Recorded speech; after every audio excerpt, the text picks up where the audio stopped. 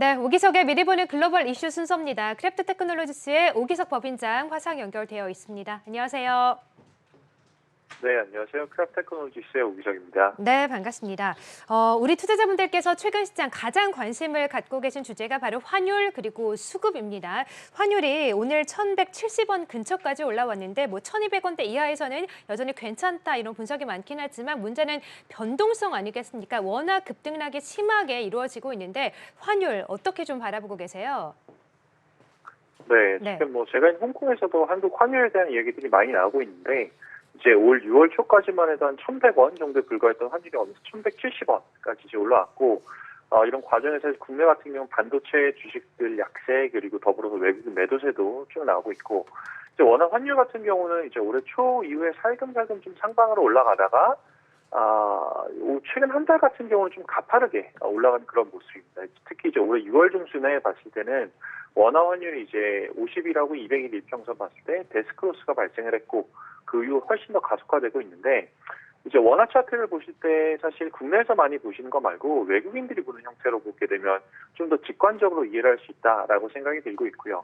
외국인들 같은 경우는 이제 달러 기준으로 이제 환율 차트를 보게 되는데 만약 그렇게 보게 된다면 올해 1월 이후 꾸준한 하락세를 보다가 이번 달 들어서 급락하는 이런 모습이 나오는데 이러한 원화 하락의 강도가 가팔라진다라는 것이 외국인 입장에서 원화의 매력도를 좀 낮게 보고 반대로 이제 달러 매력도를 증가시키는 그런 방향으로 시장 센티먼트가 현재 지금 전환 중에 있다라는 생각이 듭니다.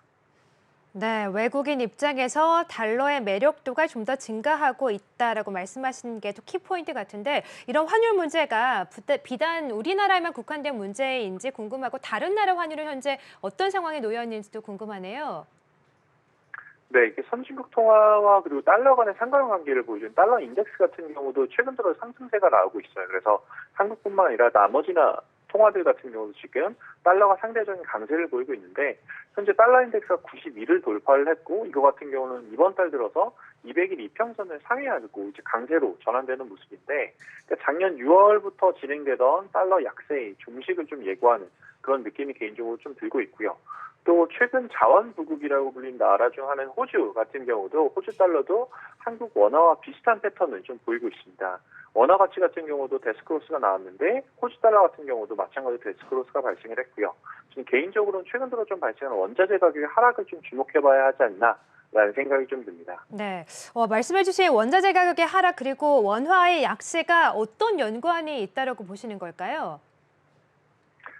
최근 이제 주요 원자재들이 지난 한 달 동안 좀 조정에 들어가고 있는 그런 상황인데, 인플레이션 수치 자체는 지속적으로 높게 나오는 게 맞지만, 인플레이션 수치가 이제 한 달 전 혹은 이제 과거 평균치를 보여준다라는 걸 감안한다면, 현재 시점에서 실시간으로 이제 반영되는 원자재 가격 같은 경우가 좀 글로벌 경기 피크아웃 혹은 고점을 기록하고 하락할 수 있는 가능성에 대해서 이제 시사점을 주는 게 아닌가라는 생각이 좀 들고 있고 특히 한국 경제 같은 경우는 글로벌 경제의 바로미터로 불리는데 글로벌 경기 하락이 혹시라도 정말 생겨나게 된다면 처음으로 이제 영향받는 국가 중에 하나가 한국이다.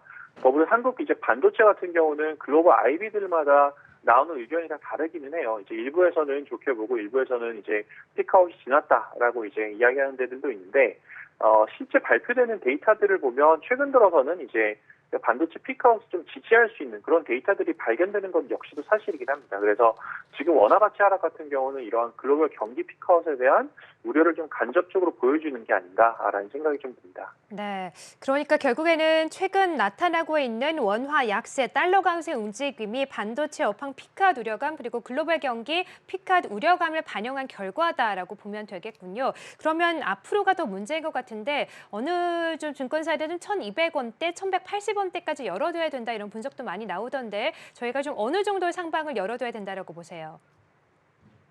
네, 원화 같은 경우는 과거 한 10년 동안 보면 한 80% 이상의 시점이 이제 1,050원에서 1,200원 사이에서 이제 채널을 가지고 이제 움직였던 구간들이 많았는데 단기적으로 뭐 등락은 거듭하겠지만 이제 현재 제가 생각했을 때는 현재 확산 중인 코로나 델타 변이가 뭐 글로벌 수준으로 일일 확진자 100만 명 그리고 미국 같은 경우가 20만 명 이상 일일 확진자가 나온다라고 한다면 경기 둔화 우려가 사실 이제 다시 부각될 수밖에 없고 그렇게 된다면 단기적으로 1,200원 근처까지 상승할 가능성이 있지 않나라는 생각이 좀 들고 있고요. 지금 미국 같은 경우는 이제 다음 주 개학을 앞두고 델타 변이가 좀 빠르게 확산되고 있는 그런 상황인데 이제 그러다 보니 이제 확산의 방향의 변화가 당장 나타날 것 같지는 않고요.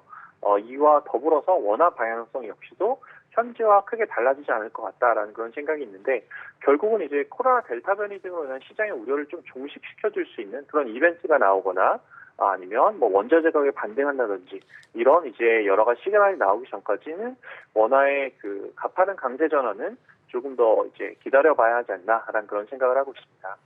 네, 자, 코로나 확산세가 좀 진정이 되던가 원자재 가격이 다시 반등하던가 그때까지는 원화 강세의 전환이 조금 시간이 걸리지 않을까라는 전망까지 함께 해주셨습니다. 자, 최근 환율 관심 상당히 많으신데 오늘 이에 대한 전망 들어봤고요. 오기석 크래프트 법인장과 함께했습니다. 고맙습니다. 네, 감사합니다.